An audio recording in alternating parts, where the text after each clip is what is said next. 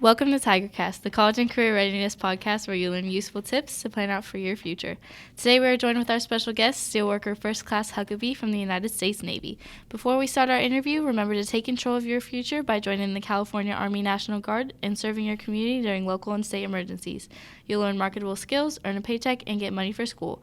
Contact Sergeant Aquino today at 916-233-7615. So hi, how are you? I'm doing well. What about you? I'm good. Thanks for asking.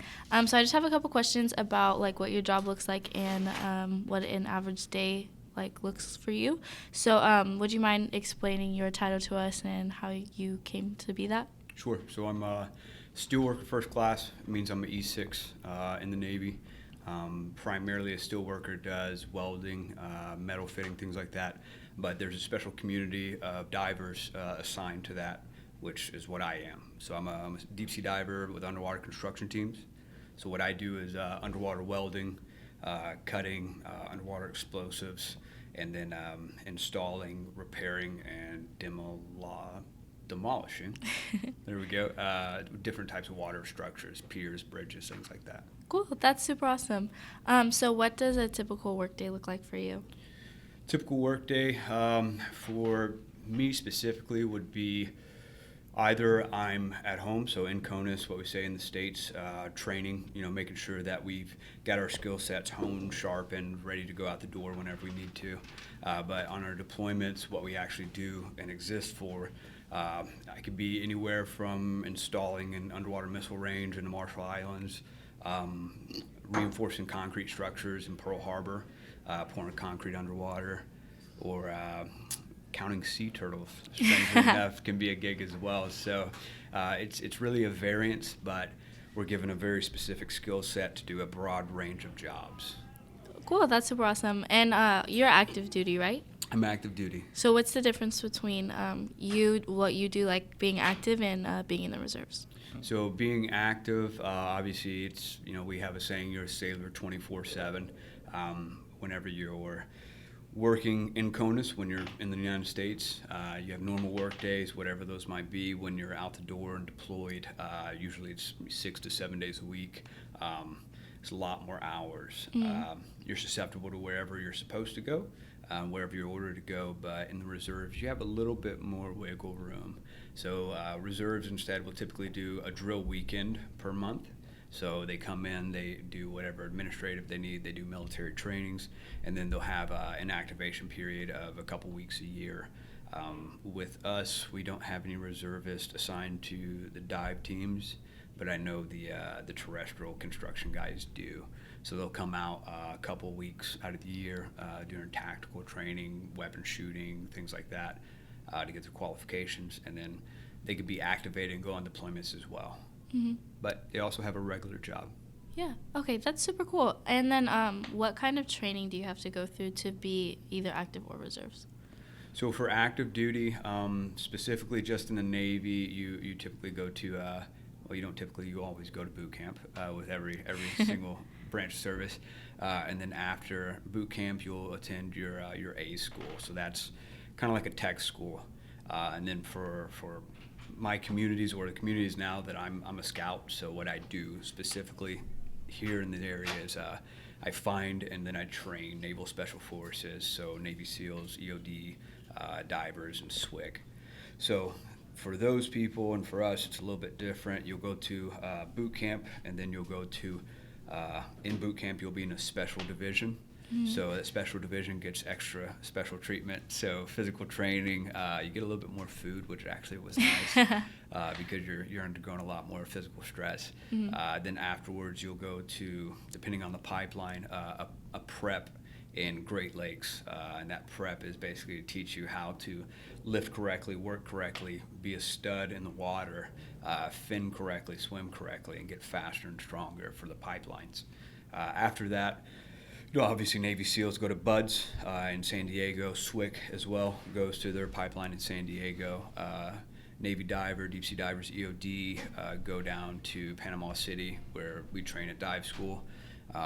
And that's where the fun starts. Yeah. Yeah, it's good kick to the teeth, but it's also a really good time, and you learn a lot of really cool stuff that nobody else in the world has the knowledge to do. Yeah. Did you go through all those trainings? So no, you don't go through all of them. You pick one pipeline. So Mm-hmm. mine was a dive school. So I became a CB. I became a steel worker, and then I applied for dive school. And then after I was taught how to weld on the ground, then I did a couple deployments with the regular construction battalions. Then I auditioned in essence for the dive teams. Went to Panama City for 6 months, and that 6 months was probably the most fun I've had in my career. In hindsight, there were days that perhaps I wanted evening to come a little bit faster than others. Yeah. But my main experience personally is the pipeline and dive school, which is a whole lot of flutter kicks, running, swimming, oceanic swims, what we call pull beat downs, a lot of breath holding sprints, stuff like that. Thousands and thousands and thousands of burpees, which is always good. No. Yeah, and pull-ups for days. But after you get through the initial process where they realize the people that are left are the ones that are there for the right reasons, then it relaxes just a touch. Yeah. And then you get taught how to dive underwater safely, how to operate underwater chainsaws, how to fix people that are hurt with hyperbaric medicine, like a lot of really neat stuff. And after all of that's done with the diving side, then we go into explosives. So you get to handle C4 and TNT and some liquid explosives, some shape charges. That was a blast, literally, I guess, as well. And then you go out and you do what the Navy trained you to do, and you hope that you do it the best you can. You hope that it's safe the entire time. That's so awesome. How long did it take you to get through that whole process? So the pipeline's 6 months. Okay. If you were to come in off the street as a civilian, then typically, the pipelines vary, but for Navy diver, it would be boot camp plus 6 months, roughly, give or take a month in preparation. Buds is significantly longer. SWIC is close to the same amount. EOD is significantly longer. It's a little bit over a year. And then rescue swimmer as well can be anywhere from 10 months to almost 2 years, depending on what type of training you get picked up for. Okay, cool. So if I was looking into enlisting, how long do you think most people sign for? So the initial contract, at least with special programs, special warfare, like what I do, is 6 years. So you owe 6 years, and then I believe it's 2 years that you owe in an active reserve. So a total of 8 years, but 6 of that being active. Okay, cool. And then just on another topic, do you know about any of the benefits, like healthcare benefits, as far as like enlisting? Yeah. So actually the healthcare benefits, that's mainly why I took this job in Sacramento. A lot of people don't come outside of my community because Navy paid us a lot of money to go do what we're supposed to do. But my son's special needs, actually. And this area has the best or second best center for his disability in the United States. And I know a lot of the counterparts that we meet in the civilian sector that have special needs kids as well. It costs them a fortune. And it is a rare occurrence that I pay a cent towards my son's health care. And he's seen the best specialist at UCLA. He's seen best specialists in San Francisco. This spring, we're flying across the country to the #1 neurosurgeon in the nation, and we're not paying for anything. So the health care in the military, I'd venture to guess, is pretty much unparalleled. And as much as any organization that's large and has bureaucratic red tape, once you learn how to navigate it, you truly can realize and appreciate how incredible it is. Yeah. That as a father and a husband, I'm able to provide for my family in a way that I can afford. Yeah. Because healthcare is crazy right now. Yeah, that's so awesome. What about educational benefits as far as college and stuff like that? So we're super busy, so we're not able to capitalize on everything.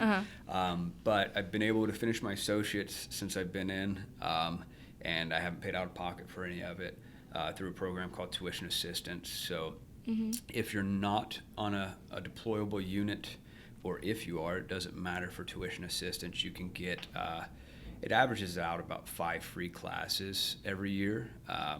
which is, $750 a class roughly is what it swags out to be. Additionally, if you're in what we call a C going unit, if you're in deployable status, you can sign up for programs like there are self-paced programs called NC PACE, Navy College PACE courses, and those again are free, and you can basically, I think it's up to 2 a month that you can do. So really, you have the potential every year to get, if you're a Seagoing Command, let's say 2 times 12, 24 plus 5, so almost 30 courses a year. Additionally, the GI Bill, everybody references GI Bill.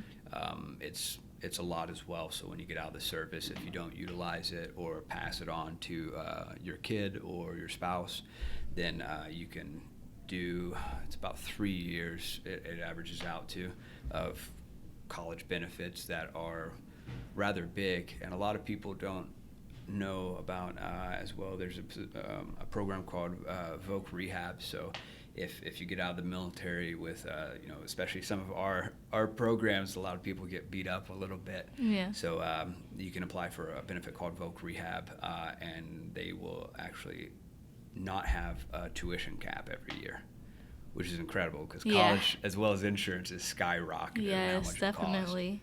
That's amazing. Okay, so I just have one more question for you. It's my favorite question. What is your favorite part about your job? I like being in the void, as I call it. I love being underwater and looking around, and there's nothing. Yeah. There's no one that perhaps has ever been where you're standing underwater. If you see some fish or some marine life, you're in their house, you're visiting. So I like the sensation of being like outer space without leaving Earth. Yeah. Yeah. That's so awesome. Well, that's all the questions I have. So thank you so much for your time.